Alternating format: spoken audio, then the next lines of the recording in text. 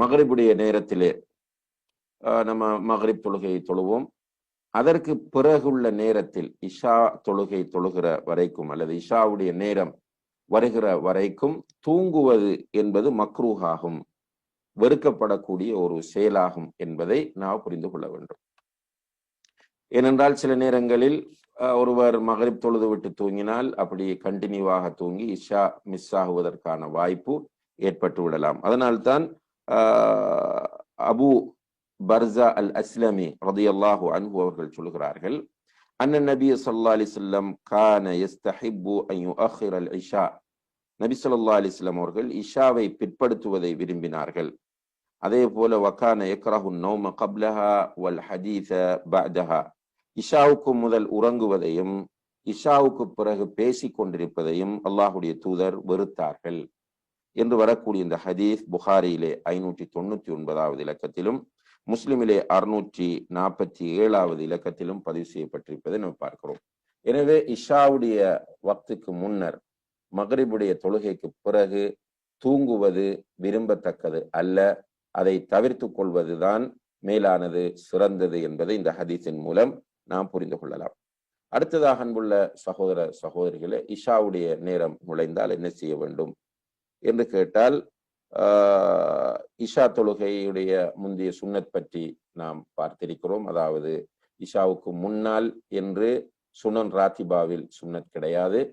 ஆனால் பைன குல்லி அதானைனி சலாத்துன், பாங்கிற்கும் இக்காமத்திற்கும் இடையில் 2 ரக்காத் தொழுகை இருக்கிறது என்ற அடிப்படையில் நாம் இஷாவுக்கு முன்னர் 2 ரக்காத்துக்கள் தொழுது கொள்ளலாம் என்பதை நாம் புரிந்து கொள்ளலாம்.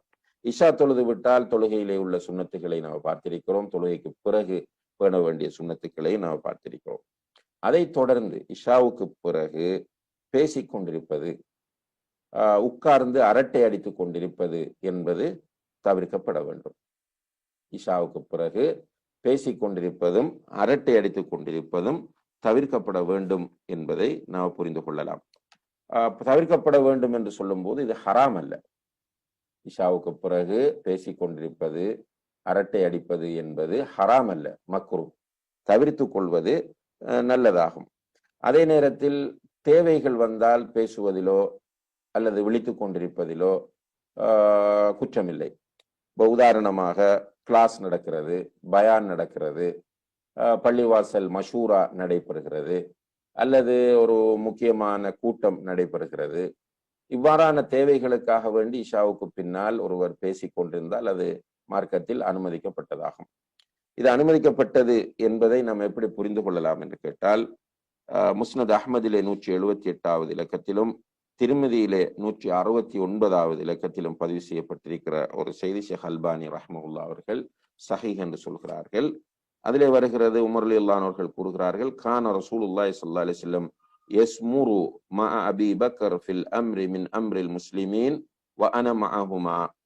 நபி ஸல்லல்லாஹு அலைஹி வஸல்லம் அவர்கள் இரவிலே இஷாவுக்கு பிறகு முஸ்லிம்களுடைய விஷயம் தொடர்பாக அபூபக்கர் ரலியல்லாஹு அவர்களோடு பேசிக் கொண்டிருப்பார்கள், அவர்களோடு நானும் இருப்பேன் என்று சொல்கிறார்கள். அப்ப முஸ்லிம்களுடைய விஷயம் சம்பந்தமாக பேசுகிற பேச்சு இஷாவுக்கு பிறகு தடை செய்யப்படவில்லை என்பதை நாம் பார்க்கிறோம். அதே போல இப்னு அப்பாஸ் ரலியல்லாஹு அன்ஹுமா அவர்கள் அறிவிக்கிறார்கள், பித்து ஃபி பைத்தி மைமூனா லைலத்தன் வன்னபியு இந்தஹா لأنظر كيف صلاة رسول الله صلى الله عليه وسلم بالليل فتحدث رسول الله صلى الله عليه وسلم مع أهله ساعة ثم رقد. நான் என்னுடைய மாமி மைமூனா ரலியல்லாஹு அன்ஹா அவர்களுடைய வீட்டிலே நபி ஸல்லல்லாஹு அலைஹி வஸல்லம் அவர்கள் அங்கு இருக்கிற ஒரு நாளில் தங்கினேன். அவர்களுடைய தொழுகையை நான் பார்ப்பதற்காக வேண்டியே அங்கு தங்கினேன்.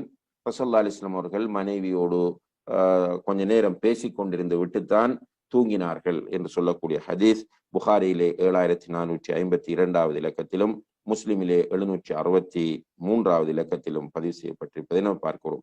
எனவே இந்த 2 ஹதீஸ்களையும் வைத்து பார்க்கிற போது அவசியமான, தேவையான, முக்கியமான விஷயங்களை இஷாவுக்கு பிறகு உட்கார்ந்து பேசுவதில் குற்றம் இல்லை என்பதை நாம் புரிந்து கொள்ளலாம். இது இல்லாமல் தேவையில்லாத வீணான விஷயங்களுக்காக வேண்டி இரவிலே விழித்துக் கொண்டிருப்பது, அதாவது இஷாவுக்கு பிறகு விழித்துக் கொண்டிருப்பது வெறுக்கத்தக்கது என்பதை நாம் ஆரம்பத்திலே குறிப்பிட்ட அந்த ஹதீஸ், அதாவது ரசூலுல்லாஹி அலைஹி வஸல்லம் அவர்கள் இஷாவுக்கு பிறகு பேசிக் கொண்டிருப்பதை வெறுத்தார்கள் என்று வருகிற ஹதீஸின் மூலம் நாம் புரிந்து கொள்ளலாம். எனவே தேவையில்லாத வீணான விஷயங்களுக்காக விழித்துக் கொண்டிருப்பது தவிர்க்கப்பட வேண்டும். உண்மையிலே இன்றைக்கு ஒரு சிலர் தான் மஸ்ஜித் விஷயமாக, மദ്രஸா விஷயமாக, தஅவா விஷயமாக, அது போல முக்கியமான குடும்ப பிரச்சனைகள் தொடர்பாக அல்லது கல்வி தொடர்பாக, சமுதாய பிரச்சனைகள் தொடர்பாக இஷாவுக்கு பிறகு விழித்துக் கொண்டு பேசிக் கொண்டிருக்கிறார்கள். ஆனால் பெரும்பாலானவர்கள் வெட்டியாகவே பேசிக் கொண்டிருப்பதை பார்க்கிறோம். அதிலும் குறிப்பாக இந்த ஃபேஸ்புக் போன்றவற்றிலே வீணாக நேரத்தை கழித்துக் கொண்டிருப்பதை பார்க்கிறோம். அதிலே உள்ள ஹராம்கள் ஒரு பக்கம் இருக்க, இவ்வாறு விழித்துக் கொண்டிருப்பதனால் அன்புள்ள சகோதர சகோதரிகளே, நம்முடைய இரவு தொழுகை மிஸ் ஆகுவதற்கு அல்லது ஃபஜ்ர் தொழுகை மிஸ் ஆகுவதற்கு வாய்ப்பு இருக்கிறது என்பதனால் அவ்வாறு விழித்துக் கொண்டிருப்பதை முடியுமானவரை தவிர்த்துக் கொள்வதற்கு நாம் எல்லோரும் முயற்சி செய்ய வேண்டும். குறிப்பாக அன்புள்ள சகோதர சகோதரிகளே, இரவு தொழுகையை பொறுத்தவரையில் அதாவது இஷா தொழுகையை பொறுத்தவரையில் இஷா தொழுகையை லேட்டாகி தொழுவது சிறந்ததாகும். முதல் நேரத்தில் தொழுவதை விட அதனுடைய இறுதி நேரம் வரைக்கும் பிற்படுத்தி தொழுவது சிறந்ததாகும். நபி ஸல்லல்லாஹு அலைஹி வஸல்லம் அவர்கள்